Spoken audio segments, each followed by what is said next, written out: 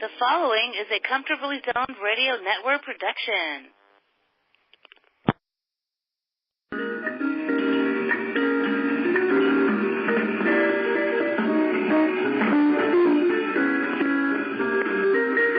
You are comfortably zoned with the Zigzag Man in Alameda, California, pushing on the doors of life marked pull and fighting the unholy trinity as we go.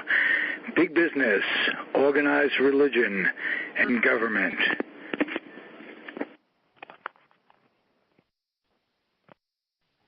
We are back. Bronx Roots. Michael Preminger, David Hubler. One out of the two of you are here. David, where's Michael? Oh, it's me.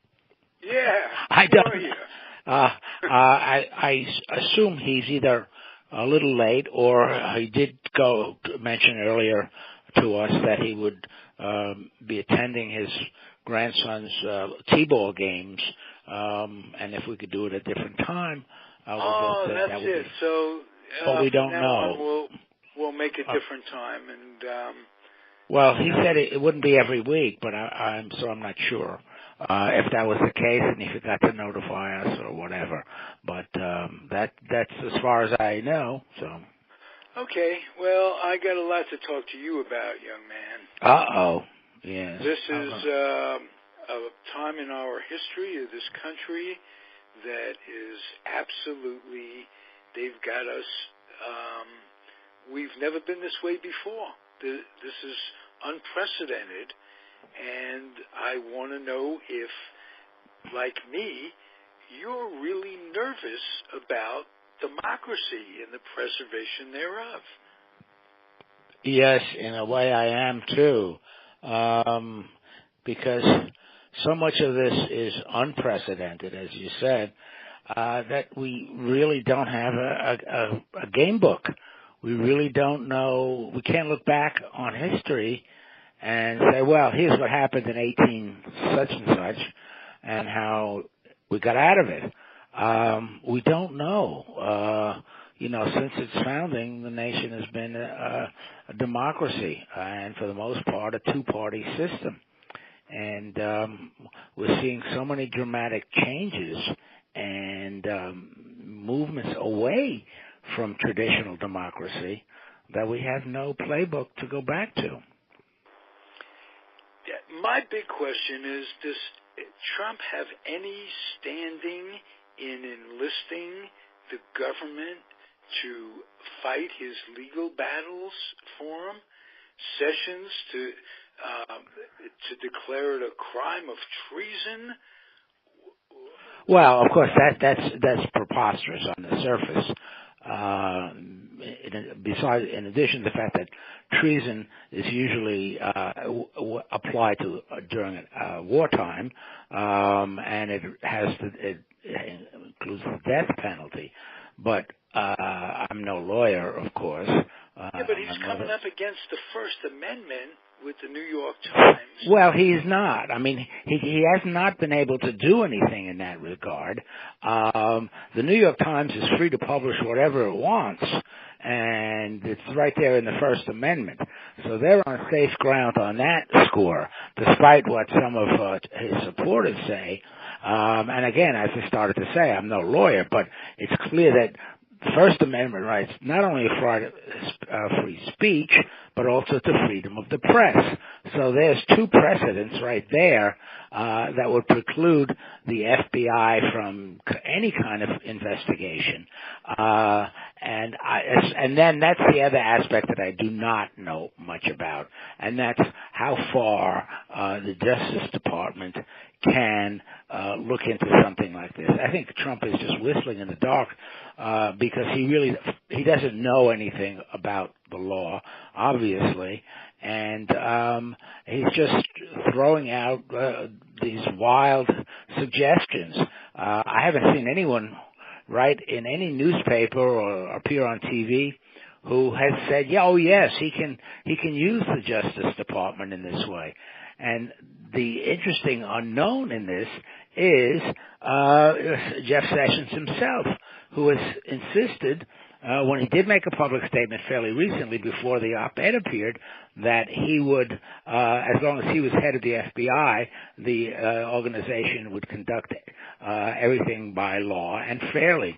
So he's gone on record as saying that, and I can't see how he could possibly order anybody within the Justice Department to actually actively search for whoever wrote it. Well, you know what scares me the most is the Supreme Court nominee Kavanaugh that looks to be on his way to confirmation. Oh, yes, he is. Well, you know, I'm not as pessimistic about that, frankly, as perhaps I should be. But I don't see any American jurist who rises to the level of the Supreme Court justice. And then there are a lot of organizations, including the ABA, that back him for this position, who could possibly be so indebted to the president who has nominated him that he would go to such extremes as to really turn the other way and vote in favor of his benefactor versus the law. And if he's an originalist, as he claims to be, I don't see how he could possibly either not recuse himself or deal with this failing. Now, he has written some things that would suggest that the president can't do this or the president can do that. But those are all, you know, these are legal opinions that are subject to change and subject to the circumstances that surround them. You know, and it's pretty much a foregone conclusion that he's going to be. The good news is most Supreme Court justices go towards the middle once they're in. To some extent, I think they do. But, you know, first of all, if he's going to have to deal with 8 other justices. I would suspect that even the most conservative justice on the court would have a tough time breaking precedent, because that's what conservatism means in the court system. You go with precedent, and I just don't see the court suddenly doing a 180 and backing everything that Trump or any other president would do. Do you have your suspicions as to who the op-ed writer is? No, I don't have a clue. I mean, for years, I walked past the garage where Deep Throat told Woodward and Bernstein what was going on, and I never even knew what was going on in the garage. So I only found out many years later that, that's where it was. So no, I wouldn't have any clue. But the latest I saw was that somebody said that garage scene stands out right in my mind. In the movie. Yeah, in the movie it does. Right. Very tight, kind of cool tight living dialogue. In Washington. Yeah. It was a very good scene. But I think looked at in Washington as a buffoon. Who? Trump? Not by everyone. It's interesting. Well, Nikki Haley has an op-ed piece in the Washington Post today, backing Trump to the hilt. Now, of course, she is a conservative. She was governor of Georgia. Georgia. No, not Georgia. Where was she governor of? I can't think at the moment. But anyway, it was a southern state. And she's now, of course, U.S. ambassador to the United Nations, where I'm sure she gets a lot of questions about what's going on. Yet, in her op-ed piece, she defends Trump, of course, who is her boss, on just about everything. Right? Yeah, sure, of course. That's how it works. Well, I'll take that one with a grain of salt. Well, you can do that, sure. But, you know, the woman could have stayed out of the fray, so to speak, and just continued at the UN. But here she comes to Trump's defense, which Trump's backers think is probably a great idea and a great op-ed, compared to the anonymous op-ed in the New York Times. But like I said, I mean, she seems to be a fairly sensible, well-read. I think she even is an attorney. I'm not 100% certain about that. But in any case, she certainly didn't have to jump into this. And so you can't say that everybody in Washington is against her. They're not. But there are a lot of signs of disagreement, a lot of signs of disgruntlement. I read today in the Post that, and you might expect this, that the EPA is being drained of its employees. Either they leave of their own accord, or they're being sort of hounded out of the organization through the non-hiring kind of thing, non-firing. You suddenly go from being a fairly mid or upper mid-level executive, and suddenly you find your duties change and your office is down in the basement next to the boiler room. These are the kinds of things that appear to be happening based on what the Post has reported. They've lost an inordinately large percentage of the workforce there. Well, and of course, so you would funding first. I mean, he doesn't care about restrictions and rules. I mean that's the purpose of the EPA. So if the purpose is no longer supported by the president or the secretary, by the way, EPA administrator rather, why stay there? You've got a lot of dedicated scientists in that organization, and you say, well, what's going on? And how about ecology? How about climate control? I mean, it's like the country is in neutral at this point, because I can't imagine him working effectively with all that's coming down upon him. The Wall Street losing in. Again, I defer to the Washington Post. There's a piece in there by a government. This is the one I haven't fully read. I just sort of skimmed it this morning. But the premise of the author, who is a federal employee, is that come hell or high water, we do our jobs. Now, that for the most part is not all that difficult to do, unless you're in a position where the work you're doing is counterproductive to what the administration wants. In so many positions. Well, because the times being what they are, I would assume that they wouldn't take just some lower echelon individual for this. They would have assured themselves that this is someone who's top-notch, who's right in there. Well, you would assume that, yes, but that's not always correct. I forget which organization, soon after Trump was inaugurated, brought in two very, very junior people to run one particular organization. Now, one of the two people had graduated college the year before, and the second one had maybe 2 years or so out of a BA degree, and neither one of whom was anywhere close to being an expert on what they were supposed to be doing.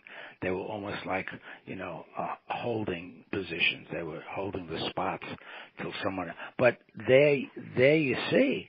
And I experienced it when I was still in government. They brought in some very junior people into the Voice of America, a predominantly radio operation, and one of the heads of one of the divisions had come from print media, and he didn't even know. I always said he didn't know which end of a microphone to speak into.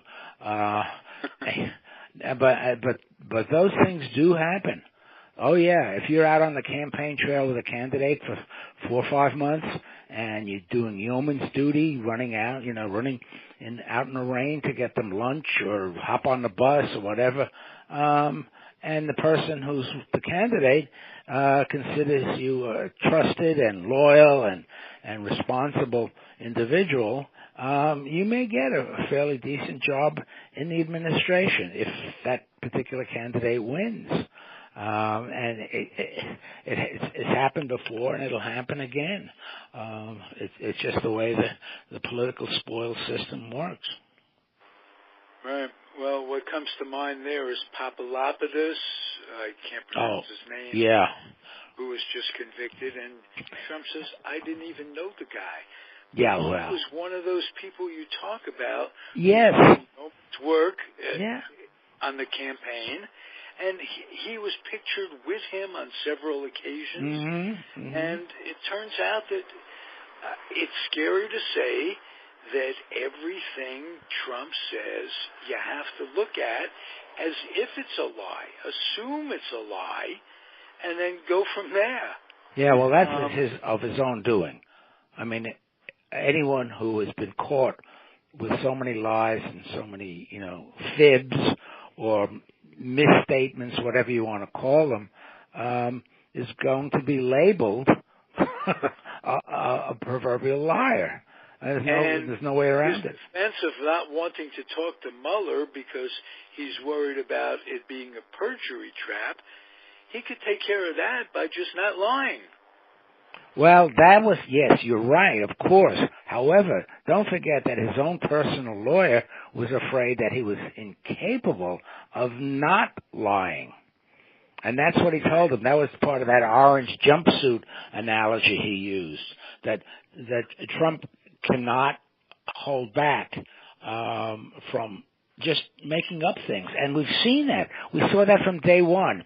I mean, what purpose did it serve him to say that the crowd at the inauguration was the biggest of all time, when it was so clear it wasn't? And the photographer comes in the last few days and says not only was it a small crowd, but we had to fix the photos, photoshopped photos to show any crowd. Almost. Well, there was a crowd. Of course, there was a crowd, but it wasn't. But it wasn't sparse. By comparison to the more recent. He might have been smarter comparing it to, I think, Reagan's second inaugural, which was in bitter cold weather, and I think they actually moved the swearing in and everything. I think they did. They had the swearing in inside, and they just went through the motions again outside. But it was so bitterly cold that most people just wouldn't stand there for hours out there waiting for this thing to happen. So I assume his crowd could have changed the rhetoric. It might have been one of the most viewed inaugurations with or without the crowd because of technology available. Yeah, he could have said that. That's very true. Or he could have said nothing. I mean, why do you have to go, no, seriously, I mean, why do you have to go and call everything that is attached to your name the biggest, the greatest, the most successful? I mean, this goes on daily, with him. Everything has to be the biggest. I used to admire Trump. I must say, I admire Trump. I don't know if you knew this story about the Woolman skating rink in Central Park. Years ago, and I used to skate there as a kid. I loved going downtown in the middle of Manhattan there, and with the park surrounding you, you're skating in the winter, and it was just it was sort of like a Currier and Ives kind of scene out there. And subsequently, the skating rink fell into disrepair, and the New York City Parks Department threw money at it, and they couldn't get it fixed, and it went on and on, and it went on to, and part of the problem was that this union wouldn't do this, and that union wouldn't do that, and so it became a real problem, and they just wanted to get this. I mean, the problem was that the vents or something below the ice surface weren't working, so they couldn't create ice for the skaters. And it went on like that for several years. the mayors, the inept mayors couldn't do. I think Koch was mayor. He couldn't do anything. It just went on like that. Finally, Trump said, "Look, I'll do it. I'll pay for it, and the city won't have to go near it. You just get it fixed, and you'll have the skating rink back." Well, he did. He did it on his own nickel, and what he did was, and people say he's not smart. Well, but he may not be smart in some respects, but he knows how to build things. And when you need an expert on ice, you go to Canada, right? You don't go to Mexico. So Trump found a Canadian company that would do the job. No unions were involved. He brought the company down. I'm sure the American unions complained and moaned and groaned, but it was a done deal. Private citizen goes in, pays for the whole thing, and boom. It was fixed in no time and repaired. And since that time, I haven't seen anything that they've had any problems with the ice at the Wallman skating rink. So I thought that was really an ingenious thing to do. I mean, he really did it. It was totally altruistic. He got nothing for it. He didn't put his name on it even. I guess they wouldn't let him do that. But the point was, he saw a problem and he fixed it. And at that point, I said, this guy, he's got that typical New York, I'll take care of it. Just leave it to me kind of attitude. And he did. And unfortunately, I mean, he's at least in my eyes, he's really tarnished his former reputation. Not too many people knew about that, of course. New York residents did, but outside, beyond the Hudson River, not too many people knew about that success. And it's all so far in the past now that it's almost irrelevant. Right.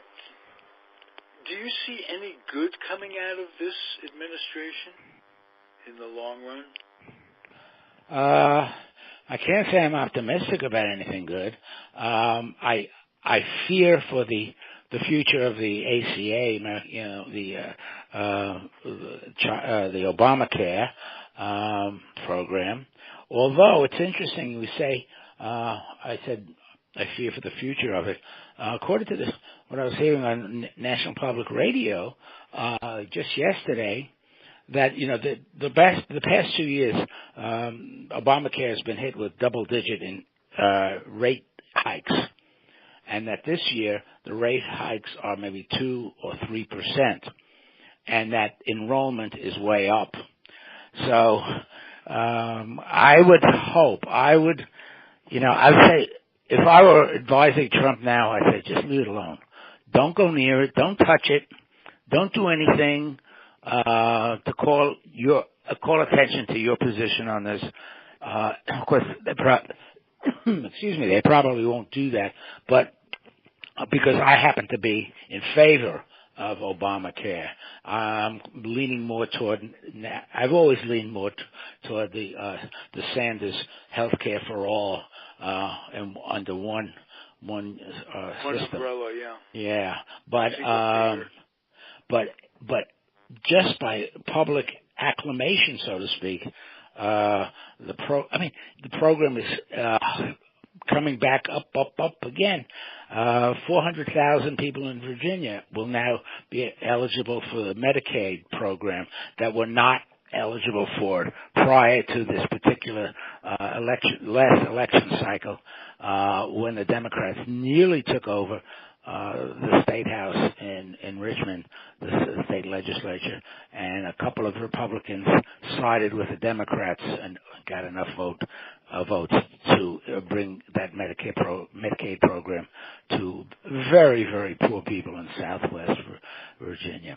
So there are some things that, if we... Well, I have a question for you that has been most troubling to me. How does Trump keep his evangelistic side? Yeah. How does he keep those people in line when he's almost like the opposite of he's the Antichrist? Yeah. Right, yeah. It's almost like the devil leading the flock.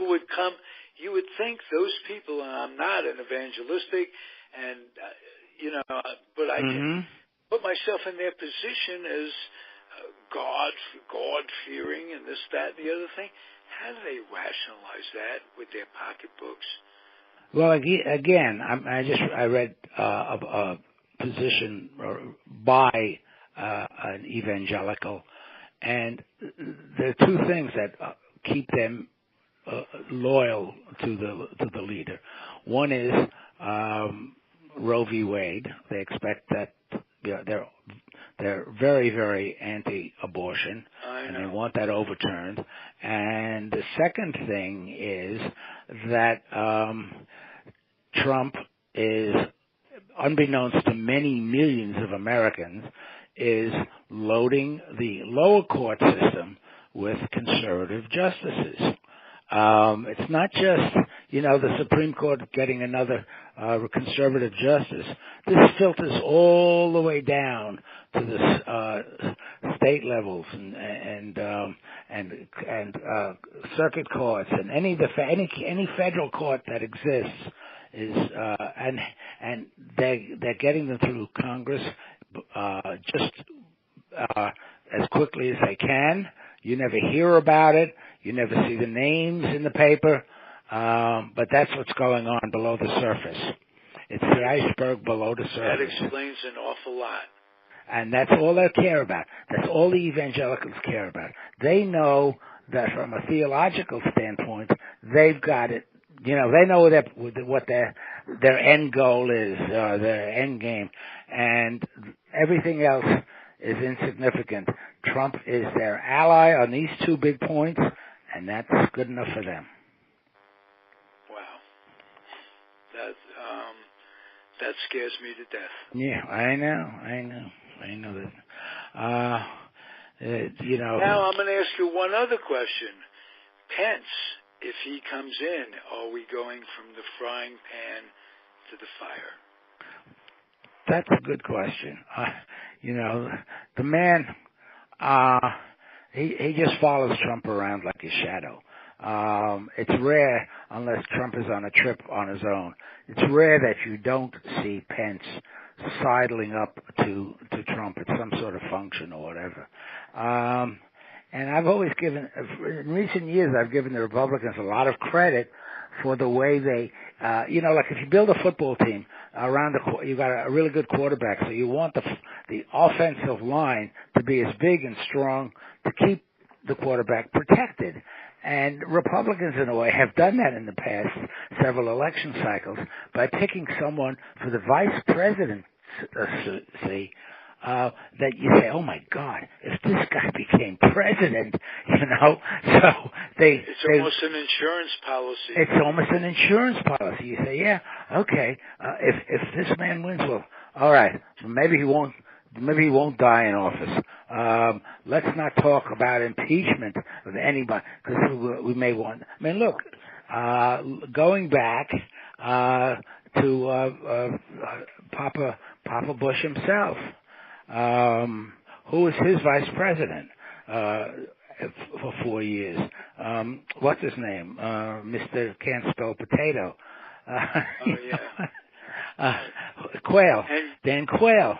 Going back to Nixon and Ford and appointing Ford. Well, no. You want to go back to Nixon. Nixon picked Spiro Agnew, who wound up losing his vice presidency because he was taking bribes in the White House, as he'd been doing. Bag full of money, right in. Yeah, I mean he'd been taking money as governor of Maryland, which in those days was sort of, that's how you boosted your pay. The governor's pay in Maryland. If I remember reading it one time, and they had remember the old World Book? They used to issue it every year with all these facts and figures. Oh yeah, the almanac. Almanac, well, yeah, and so the governor's salaries were in there, and in Maryland it was something like $30-something thousand for a year. This was a full-time job, but $30,000 for the governor. So Agnew supplemented his income with all these construction bribes and things, and he took him in the White House. So, and of course, when Nixon appointed him, no one knew who he was outside of Maryland. So it could go back as far as that, at least. No, well, appointing Ford and then being pardoned by Ford. Yeah. Well, Ford was a good choice, actually. The country needed somebody that was untainted. Sure, Ford was a Republican. He'd served in Congress for a good many years. People liked him, and he was, in a way, sort of harmless. In that respect, he didn't come across as being totally oblivious to the position, as say Sarah Palin was. I think McCain went to his grave regretting that. To Sarah's credit, though, she colored a beautiful statement when McCain passed away. One wonders who wrote it for her. Yes. But there were several instances where that happened, where the Republican nominee picked someone who, it used to be, if you recall, in the old days, the good old days, the candidates were picked by their geographic location. So if you had a sort of northeastern presidential candidate, you'd pick someone from a larger but further away state, like California, let's say, because you'd need all those electoral votes. Good example was Kennedy and Johnson. Yeah, Kennedy and Johnson was a classic example of that. That's right. Exactly. And, but that's gone by the board now. Nobody worries about what portion of the country they came from. In fact, it's almost, for Republicans, it's almost imperative to pick someone from the South to get all of those southern states, with the exception of Virginia. No, Trump won every southern state except for Virginia. And Pence, of course, was from Indiana. He didn't factor in that at all. So it's whichever way the wind is blowing. I think the who was it? John Nance Garner said the vice presidency isn't worth a warm bucket of spit. I don't think he said spit. I think he said something that rhymed with spit. But the contemporary historians have had to clean it up a bit. Right. Today they'd expect you to say what it was. Oh yeah, although it's sort of quaint to use the word spit. It conveys the same meaning. Yes. Hey, you've cleared up a lot for me. You made me feel better this morning. Well, I hope so. At least that my thinking is along the same lines, and that in a sense you've confirmed that we do have something to worry about. These are trying times. Oh yes, yeah. I don't think you're going to find anybody that thinks we're in this era of good feeling, to bring back an old term. That's not the case anymore. Good has been replaced by bad. There's an era of bad feeling. Yes. People don't talk about I it. long for the days when we could have just elected the lesser of two evils, not the worst possible evil, the all-time all-star team evil. Yeah, well, the Democrats do themselves a great disservice every election cycle. They fight among themselves. She ran a terrible campaign. She's not the evil witch of the West that people think of her as, especially Republicans. But she was keen on the fixing of the primaries with a right. See, that's what I mean. Exactly. That was pretty bad. That wasn't good. And I am convinced that had he run, Joe Biden would have just wiped the Electoral College out.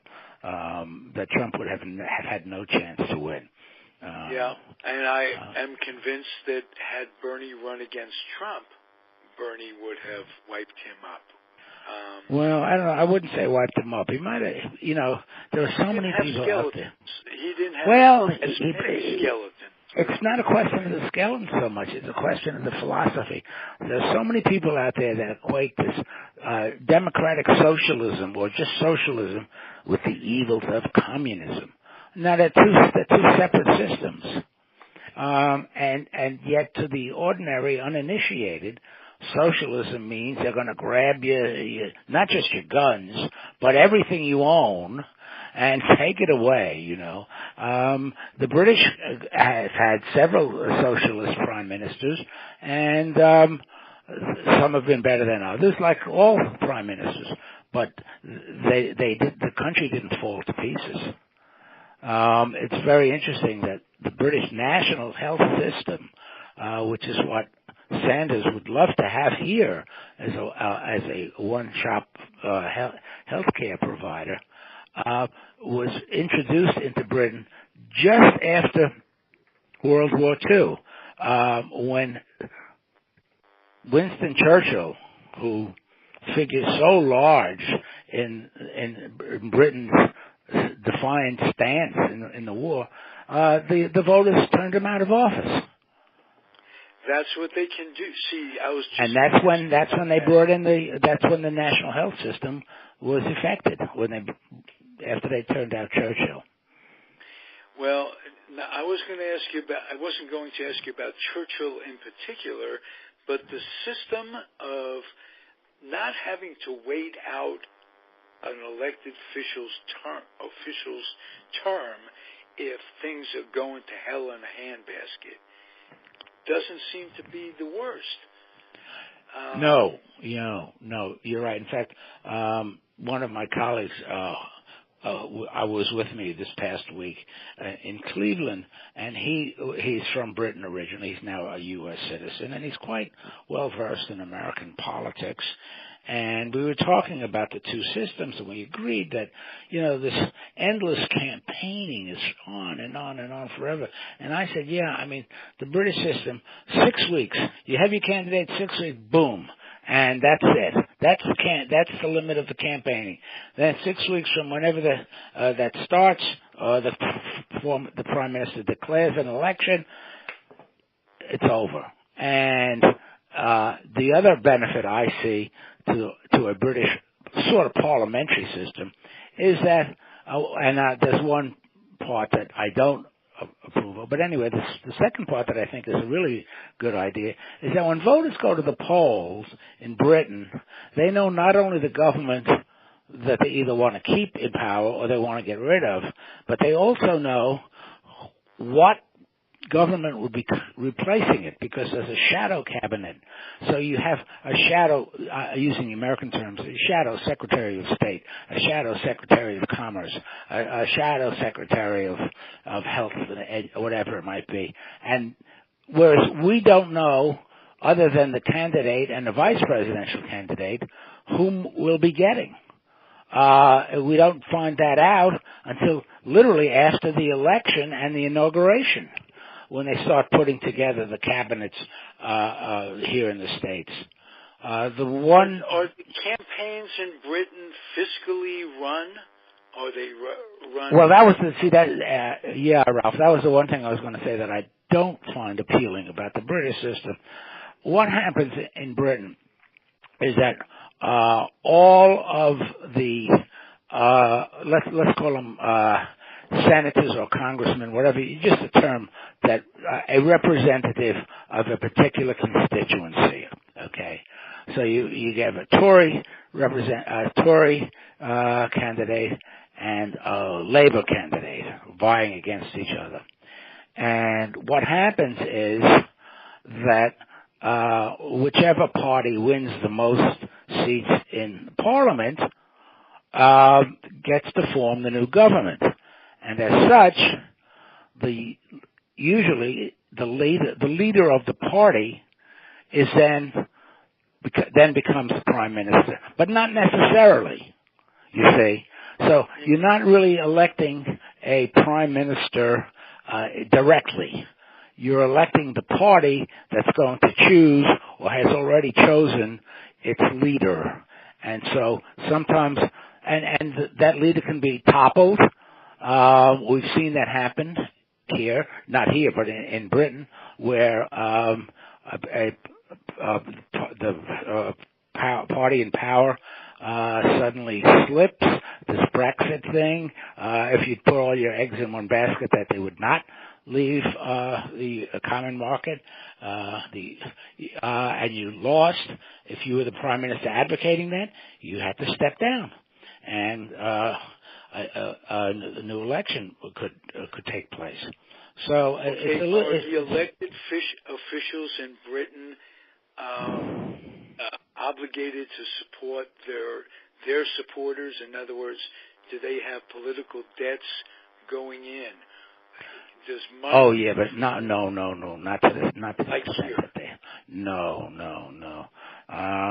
It would be, in some cases, the equivalent might be an alderman, a city councilman wins for the district, and he is a member of his party.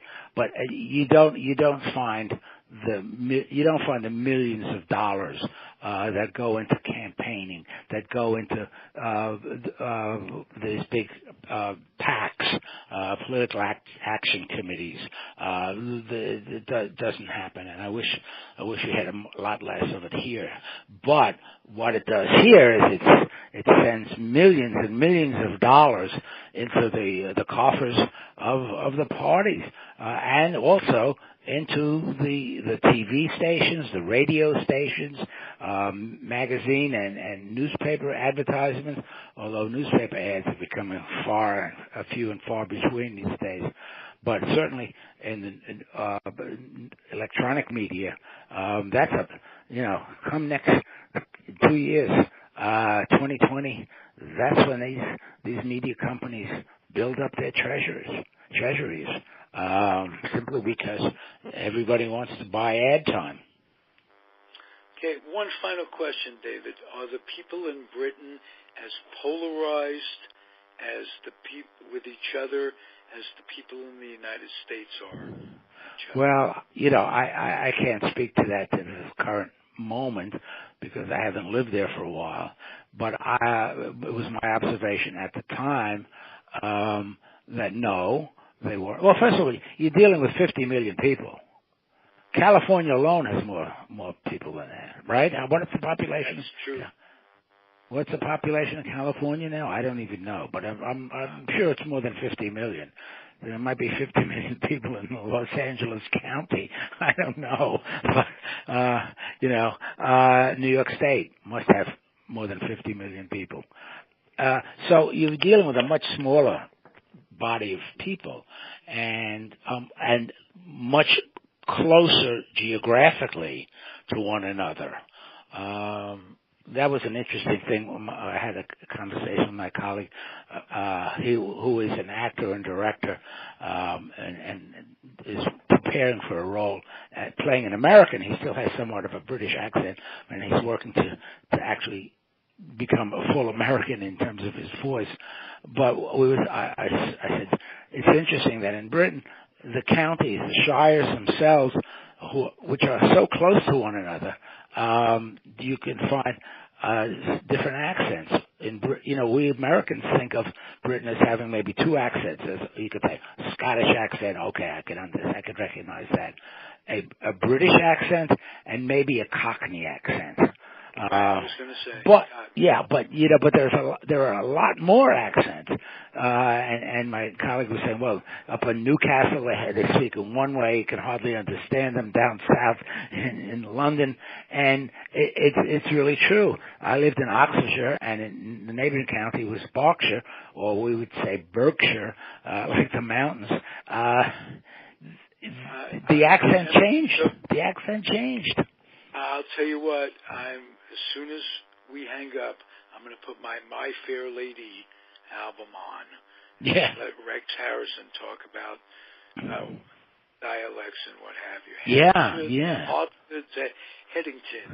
It's very interesting. Be happy. My colleague said that in training, voice coaches in Britain will teach their actors or an American actor to speak more like a British subject by putting like a piece of gum or something between their lip and their gums, lower gums, which changes the inflection of their the voice. Yeah, I know. It's very interesting. I would have liked to have learned a lot more about it.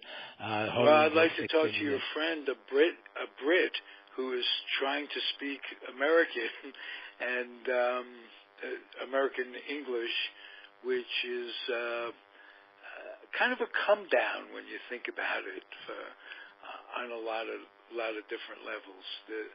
You speak about the King's English or the Queen's English. You don't speak about the commoner's English, so to speak. No, of course not, because you're coming out of a class society over there, which is being broken down. But traditionally, the well-educated Briton spoke quite distinctly and differently from the commoner. And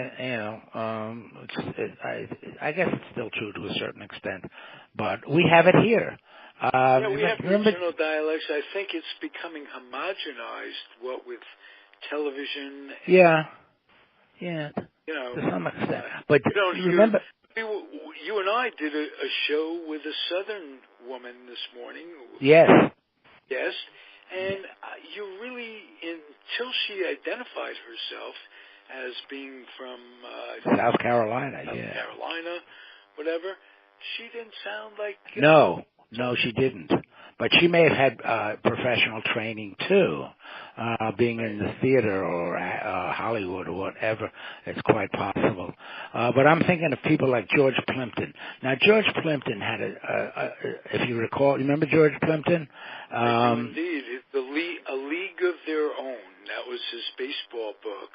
Not A League of Their Own. No. He didn't write that. He wrote yes. Book. He wrote books about participatory sports. Paper Tiger was one, where he played quarterback for one of the in a practice game. He did the same thing in baseball. And he also wrote a lot about fireworks. He was a real expert on fireworks. Really? But anyway, I interviewed him once on that book, in fact, about his fireworks. We had a lot of fun. He had a British accent. He was born in the States.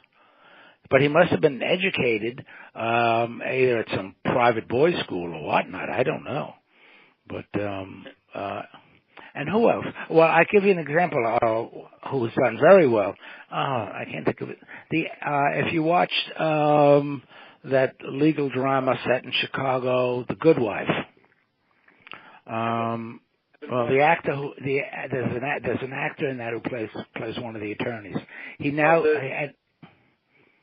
you know what I mean? He now hosts Masterpiece, the PBS show. Play House. There was an actor. Oh yeah, he did too. Yes, you're right. He's British. He played an American. Yes, House. Right. He's one. But I wasn't thinking of him. I was thinking another actor who my wife and I would just say he'd be perfect in Cabaret as the MC. But I can't think of his name. But the first time I saw him on television was in that series, The Good Wife, and I had no idea he was Scottish. But when he's in his real voice, he's distinctly a Scottish accent. And as someone once said, it was very funny, he said, well, if you can speak like an American sometimes, why don't you just speak like an American all the time? You know, what's a Scottish accent for? It's really, and I love accents and figuring out. There was a woman at the conference I was at, and she came over. She was from one of the companies, and she said, "We're having a wine tasting this afternoon, a wine tasting," and she had a real thick Australian accent. And so when I said, "Well, you have Australian wines?" She said, "I really don't know." She didn't get the connection that I picked up on her accent. So it's fun. It's a lot of fun. Hey, this is a lot of fun for me. Thank you. Yeah, I wonder. I'll have to give Michael a buzz and see what's going on there. Maybe he thought. I think he did mention something about. Oh, I know he did, but I thought he was going to let us know so we could change the time. But I'll buzz him later this afternoon after I run my chores. It's terrible here. It's pouring rain on and off all day. It's dark. Well, it's like November, you know. Well, you wouldn't know. As the real estate woman said, location. I know. Come join us in California. Now, you couldn't pick up roots and just move. No, well, you know, our one son did. He's out there in Hollywood, but it's too expensive. I love the sun. I love the. There's a certain. I don't know what you would call it, but there's a certain thing in the air in Los Angeles. Maybe because it's more than an ambiance. It's like this overwhelming. Well, first of all, everybody does shtick in Los Angeles, so no matter where you go, you know. And you never get to see them anyway. They're driving somewhere. Yeah. Oh, yeah. Yeah. Well, Mike has a great line about that. He said about going to Dodger Stadium and seeing a game, and it was true. He told me this before I even went to a good Dodger game. He says, "You watch." He said, "Come the sixth inning or so, fifth or sixth inning, everybody, no matter what the score is, everybody gets up and leaves." And I said, "What?" He says, "Yeah, it's because they're suffering from carbon monoxide withdrawal symptoms. They have to get back in their car." That's beautiful. Yeah, and it was true. When I went to the game, I look around, fifth inning, half the place is empty. Go to a baseball game and just to leave. To leave, you know, yeah, because you can't be out of your car that long. All right, David. Okay. Talk next week. Thank you for your company. Tuesday. Speak to you Tuesday. Beautiful. Okay. Take care. Be well, everybody. Thank you for listening. Comfortably Zoned Radio Network. Adios.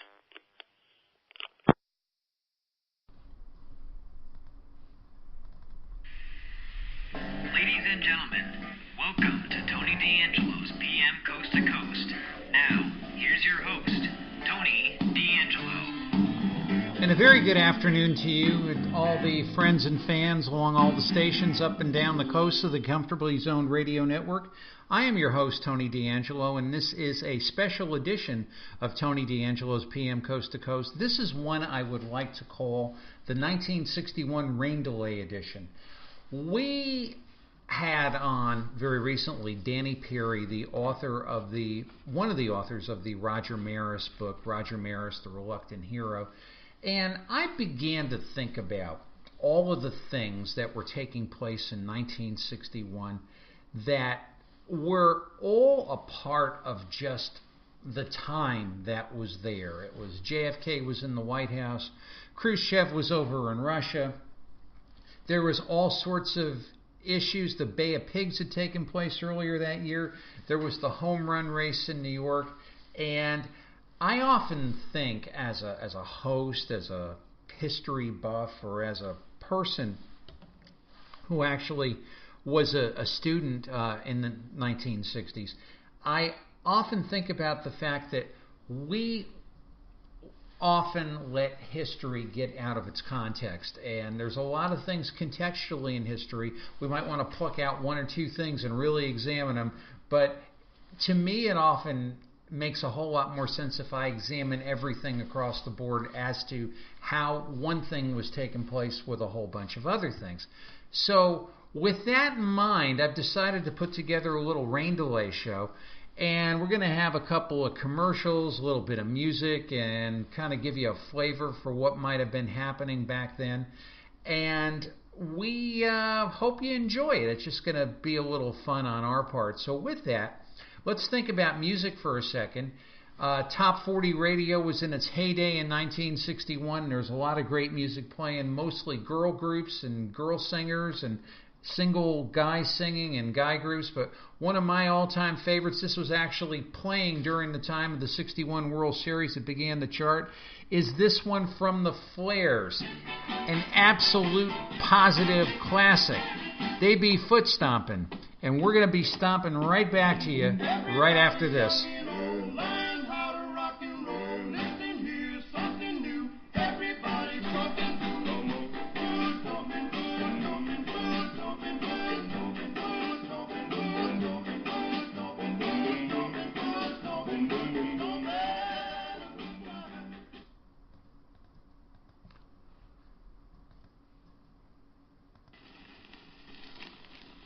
Excuse me, sir. I'm making a survey. Fine, ask away. Have you heard the 1961 Chevrolet arrives Friday, October 7th? Oh, yeah, I heard. Do you know that the 61 Chevy has shaped its outside dimensions to make handling more enjoyable? Yeah, I know. Heard about Chevy's far wider door openings for easier entrance? I heard. Well, how about the 61 Chevy's trunk?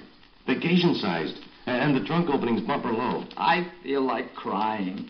Don't you like anything Chevy's done for 61? No. New features, new comfort, even new style. Why did they do it? Why? Why did they do it? To please the buyers, of course. Yeah, but I sell a car that's supposed to compete with Chevy. Why did they do it?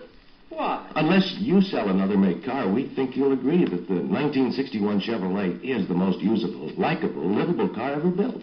See it at the greatest show on Earth. Opening at your Chevrolet dealers, Friday, October 7th.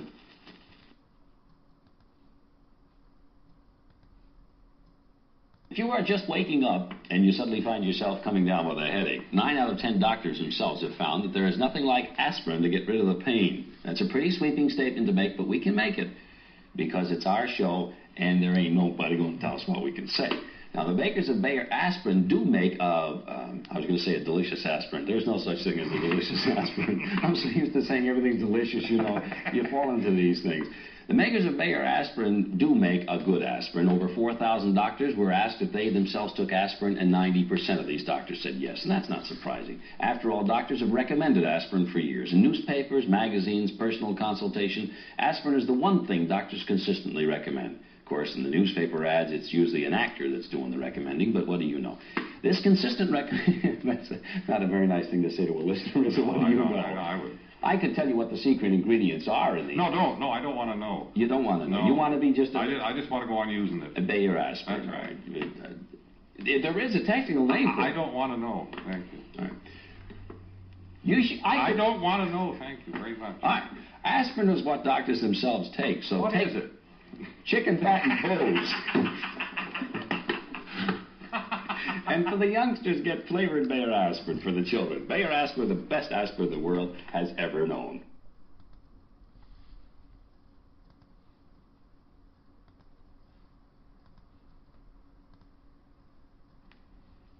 You ain't heard nothing yet. Some of the top news events in 1961. The U.S. broke diplomatic relations with Cuba on January 3rd. 1,200 U.S.-sponsored anti-Castro exiles invade Cuba at the Bay of Pigs on April 17th, a horrible disaster. The attackers are all killed or captured by Cuban forces. East Germany erects the Berlin Wall between East and West Berlin on August 13th.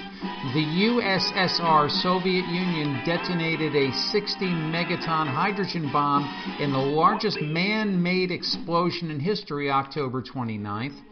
There are 2,000 U.S. military advisors in South Vietnam, and we know what happened there. And then OPEC was formally constituted in 1961. In the U.S., Robert Frost recited the gift outright. Kennedy was inaugurated on January 20th. The first U.S. astronaut, Navy Commander Alan B. Shepard, rocketed 116.5 miles up a 302-mile trip on May 5th, and Virgil Grissom became the second American astronaut, making a 118-mile-high, 303-mile-long rocket flight over the Atlantic. Just some of the events, other than Marilyn Marison, the home run race, happening in 1961. We'll be right back to you with more stuff right after this.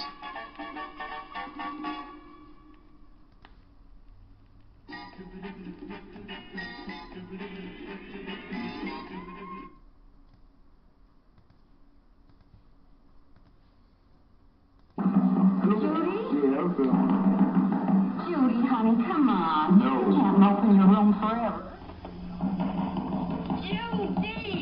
Hi, honey. What's wrong? Oh, you know, it's the same old story. Her face is broken out again, so she refuses to leave her room. Honestly, I'm at my wit's end. I'm sure other parents are faced with teenage acne and pimple problems. What do they do? I tell you, she's tried every greasy cream and sticky ointment you can buy. Poor kid. Her problem is not to cover it up, but to clear it up. Has she tried this Halcyon plan folks are talking about? Halcyon plan? That's right. Halcyon. Halcyon plan. It's supposed to be a program of simple but important rules for complexion care, plus a special vitamin and mineral formula. Oh? That's what they say, the Halcyon plan with 2 tiny tablets a day. I understand it sells for $3.95 at any drugstore. No prescription necessary. Oh, and good. If you think $1 is what it used to be, spend it on Campbell's soup. Look for the red roof, that's the Wiener Schnitzel. Or just a go on out and eat. The Wiener Schnitzel. Get a real taste treat. The Wiener Schnitzel. There's a place that can't be beat. The Wiener Schnitzel. Or a food that's really neat. He's talking about. I'm talking about the Wiener Schnitzel. So look for the red roof. The Wiener Schnitzel. Look for the red roof. Over there. Look for the red roof. The Wiener Schnitzel. Look for the red roof. Everywhere. You're heading for pleasure. Look for the Red Roof and treat yourself to a tasty Der Wiener Schnitzel dog at 2401 West Bethany Home Road. 47 degrees now. A season for getting together. And don't forget to invite Canada Dry, Ginger Ale, Club Soda, and Collins Mixer. And give the gang our best. Whenever you're getting together, we heartily suggest invite the mixers from Canada Dry.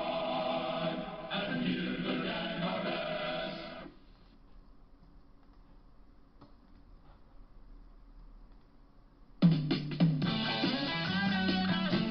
To our baseball fans in the Comfortably Zoned Radio Network, today is September 8th, and today's baseball birthdays.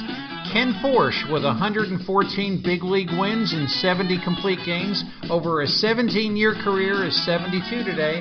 Also, former Pittsburgh Pirates shortstop Jimmy Smith is 64, and former Cleveland Indian hurler Steve Hargan with a 14-year career and 56 complete games blows out 76 candles today. We wish them all well. We'll be right back right after this.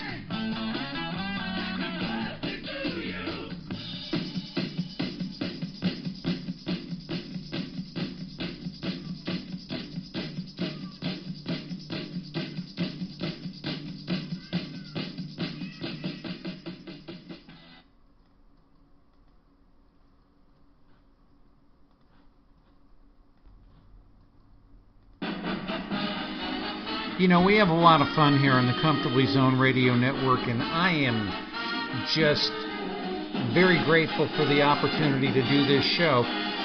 We have a lot of people to thank on this little rain delay segment. Everybody who was a history maker in 1961, Roger Maris, Mickey Mantle.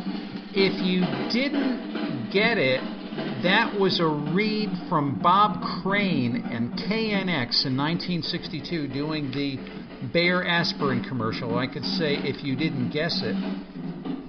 Also, just all of you guys who are amazing, amazing fans. As Dan Ingram would say, playing the same jingle, Keuskade, we'll see you real soon. God bless everybody. Take care.